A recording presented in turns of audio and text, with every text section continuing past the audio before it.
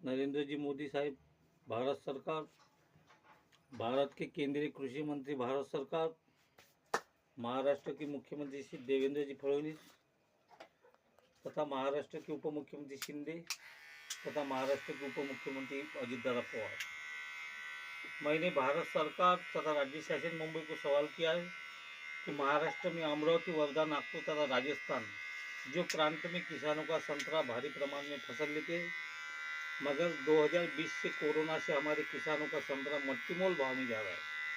अमरावती जिले में मैंने जो संतरा प्रकल्प का जो शासन को मैंने कार्यवाही भेजी, संतरा प्रकल्प 3 महीने के अंदर सरकार ने चालू करने की कार्यवाही करे।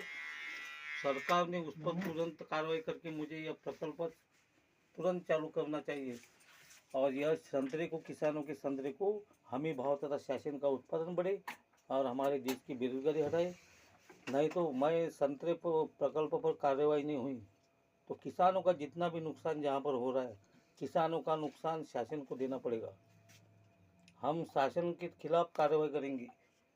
तुरंत मुझे 3-4 महीने के अंदर का ये प्रकल्प चालू नहीं हुआ, किसानों का नुकसान शासन पर हम लेंगे और कि शासन को नुकसान किसानों को देना पड़ेगा।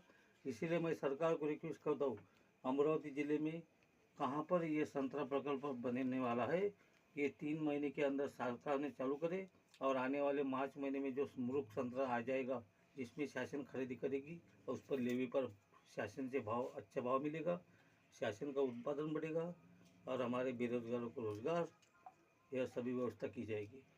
और तूर, कपासी, जवार, सोयाबीन जहाँ पर किसानों की भारी नुकसान है, किसानों के कपासी को भाव नहीं है, सोयाबीन को 3.5-4 हज़ार रुपये भाव बता रही है।